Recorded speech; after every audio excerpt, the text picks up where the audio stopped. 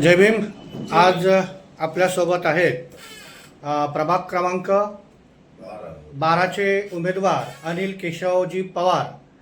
तर आज हे बहुजन समाज पार्टीच्या वतीने कामोठ्या या शहरामधून उभे राहिलेले आहेत।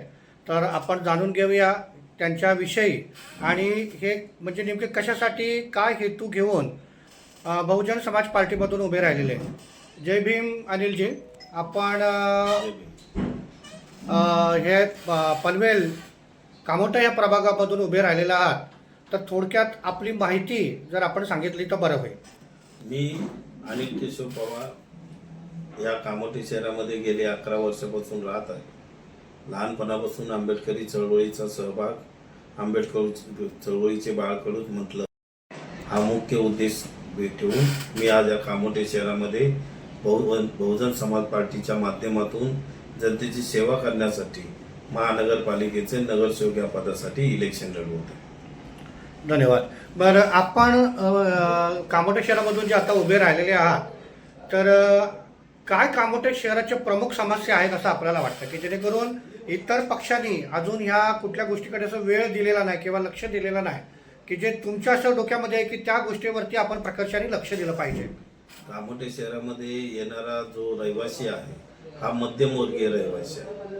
त्याचप्रमाणे कामोठे शहरामध्ये गेले 5 वर्ष ज्या सत्ताधाऱ्यांची सत्ता होती त्यांनी ह्या गरीब आणि लोकांवरती जो मालमत्ता कराचा भूदंड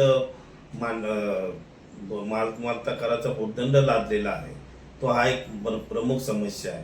त्याचबरोबर पाणी, लाईट, खड्डे रस्ते, सांडपाणीचं निचरा न होणे अशा अनेक समस्या या कामोठे शहरामध्ये आणि त्या समस्येचं निराकरण करण्यासाठी म्हणून मी आज या कामोठे शहरामध्ये इलेक्शनसाठी उतरतो। बरं, आपली राजकीय म्हणजे ह्या अगोदरची काय पार्श्वभूमी आहे किंवा आपण काय सामाजिक पार्श्वभूमी आहे का? राजकीय पार्श्वभूमी पाहता 2007 रोजी मुंबई महानगरपालिकेमध्ये सुद्धा मी मुंबई महानगरपालिका निवडणुकीमध्ये सहभाग घेतलेला होता। तसेच त्याबरोबर या सार्वजनिक संस्थेमध्ये तसेच संघटनामध्ये अनेक संघटनांमध्ये मी काम केलेलं आहे। तसेच या कामोठे शहरामध्ये कामोठे कॉलनी फोरमच्या नावाने जी संघटना आहे जी कामोठे कॉलनीतल्या लोकांच्या हिताच्यासाठी काम करते त्या कामोठे कॉलनी फोरमचा शहर संघटक म्हणून मी काम केलेलं आहे। तसेच सम्यक बहुउद्देशीय सेवा संस्था काय कामोठे या संस्थेमध्ये 300 सभासद असणाऱ्या संस्थेचा मी सचिव सुद्धा आहे। म्हणजे सामाजिक व राजकीय दोन्ही पार्श्वभूमी माझ्या बाबतीमध्ये आणि पाठीशी अनुभव आहे। बरं, आत्तापर्यंत आपण जी काही कामं केलेली आहेत यशस्वीरित्या जी सामाजिक याच्यामध्ये, तर त्याच्यातले काही आपण असे महत्त्वाचे ठळक प्रमुख असं सांगू शकाल का की ही अमुक अमुक कामं आपल्याकडून पूर्णतः यशस्वीरित्या पार पडले?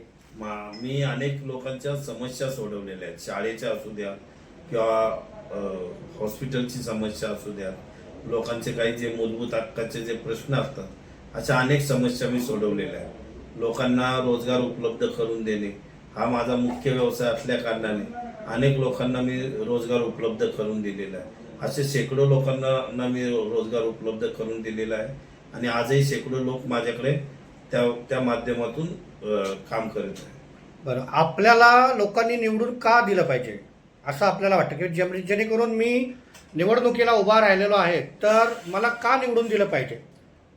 मला का निवडून दिलं पाहिजे हे मी म्हणण्यापेक्षा लोकांनीच मला निवडून द्यावे अशी मी आशा बाळगेन।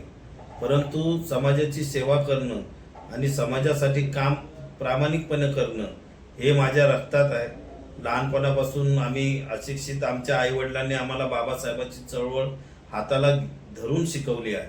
त्यामुळे बाबासाहेब आंबेडकरी चळवळीतला खंदा समर्थक, लोकांची बेईमानी करणार नाही, तर त्यामुळे लोकांनी मला प्रामाणिकपणे निवडून द्यावं, त्यांना प्रामाणिकपणे काम करणारा कार्यकर्ता मिळेल म्हणून मी लोकांकडून आशा करेन की त्यांनी मला निवडून द्यावं। बरं, आता कामोठे शहरामधल्या अशा प्रमुख 3 कुठल्या समस्या आहेत की ज्याच्यावरती जास्तीत जास्त फोकस आतापर्यंतच्या पक्षांनी करायला पाहिजे होता पण त्यांच्याकडून तो झालेला नाही आहे आणि त्याच्यावरती तुम्ही फोकस करणार आहात? प्रमुख समस्यापैकी एक समस्या आहे पाण्याची एवढी बिकट अवस्था कामोठे शहरामध्ये आहे आणि टँकर माफिया व इथली सत्ताधारी यांनी मिळून केलेला तो डाव आहे। लोकांना पाण्याची ही एक बिकट समस्या आहे। सत्ताधारी असताना सुद्धा त्यांनी त्याच्यावर काम केलेले नाही। दुसरी समस्या आहे मालमत्ता कर. हे सरकारमध्ये असताना यांनी आवाजवी व डबल कर या इथील मालमत्ता धारकांवर लावलेला आहे आणि यांना तो कमी करता आला असता, पण ते हे स्वतः ठेकेदार असल्यामुळे मालमत्ता करातून मिळणाऱ्या पैशातून यांना ठेकेदारी करायची आहे, म्हणून त्यांनी तो मुद्दा घेतलेला नाही. तिसरा मुद्दा यातील रस्ते. या सिडको नियोजित शहरामध्ये प्रमुख रस्ते एवढे बिकट आहेत की या प्रमुख रस्त्यावरती जागोजागी खड्डे पडलेले आहेत. म्हणजे ह्या कामोठे शहरामधल्या ह्या 3 मूलभूत समस्या: पाणी, मालमत्ता कर, रस्ते. तसेच महानगरपालिका अस्तित्वात येऊन आज 7 वर्ष झालेली आहे, परंतु महानगरपालिकाची कुठल्याही प्रकारची शाळा या कामोठे शहरामध्ये नाहीये. परंतु डीपी प्लॅननुसार 100 कॉटचं हॉस्पिटल या नोडमध्ये होणं आवश्यकता आहे, परंतु इथे कुठल्याही प्रकारची हॉस्पिटलची व्यवस्था नाहीये महानगरपालिकेची. या ज्या प्रमुख मूलभूत समस्या आहेत, या समस्येवर यांनी लक्ष द्यायला पाहिजे होतं, परंतु या सत्ताधाऱ्यांनी या गोष्टीकडे दुर्लक्ष केलेलं आहे. बरं, आपण बघतो की पनवेल महानगरपालिका होऊन 7 वर्षे झाली, पण अजून पनवेल महानगरपालिकेला स्वतःचं स्वतंत्र असं महानगरपालिकेचं म्हणजे जसं ट्रान्सपोर्टेशन नाही आहे. जसं आपण ठाणे परिवहन आहे, नवी मुंबईच्या बसेस वगैरे आहेत, पण पनवेल महानगरपालिकेच्या बसेस अद्याप चालू झालेल्या नाही.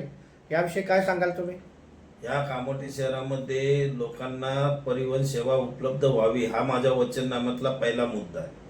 दुसरी गोष्ट की ज्यांच्याकडे गाड्या नाही आहेत, ज्यांना हॉस्पिटलची समस्या आली, इमर्जन्सी आली, तर त्यांना रिक्षा सुद्धा इथे उपलब्ध होत नाही. या ठिकाणाहून पनवेल शहराला जाण्यासाठी जर इमर्जन्सी जायचं असेल तर 100 ते 200 रुपये मोजावे लागतात आणि कामोठ्याच्या अंतर्गत फिरण्यासाठी 60 ते 70 रुपये द्यावं लागतं. त्यामुळे महानगरपालिकेची परिवहन सेवा होणं ही फार अत्यंत गरजेची गोष्ट आहे आणि त्याच्यामध्ये तो आमचा एक प्रमुख मुद्दा असणार आहे.